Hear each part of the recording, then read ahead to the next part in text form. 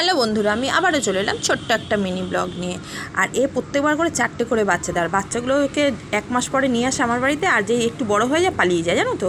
এবারে এই 4টে, আর আগের বাচ্চাগুলো কাছে ঘেঁচতেই দেয় না একদম। আর আজকে রবিবারের মেনু হলো কুলেখাড়া শাক সেদ্ধ রসুন কাঁচা লঙ্কা দিয়ে, আর চাপা নোটে শাক ভাজা।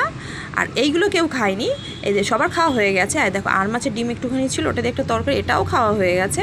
আমি লাস্টে ভিডিও করছি যদি বা মাংসও খাওয়া হয়ে গেছে, মানে মাংস যদি হয় রবিবার দিন তার আর কেউ কোনো কিছু পাতে নেয় না। আর আমের চাটনি হয়েছিল। আর দুপুরবেলা ঘুম থেকে উঠেছি, এদের আমি চান করে উঠে এদেরকে আগে খেতে দিয়ে দিই। আবার ঘুম থেকে উঠে দেখি ম্যাও ম্যাও করছে, তো ওই ড্রাই ফ্রুট দিয়েছিলাম, একটুখানি খাবে না, মুখের দিকে তাকিয়ে আছে একটু একটু খেয়ে।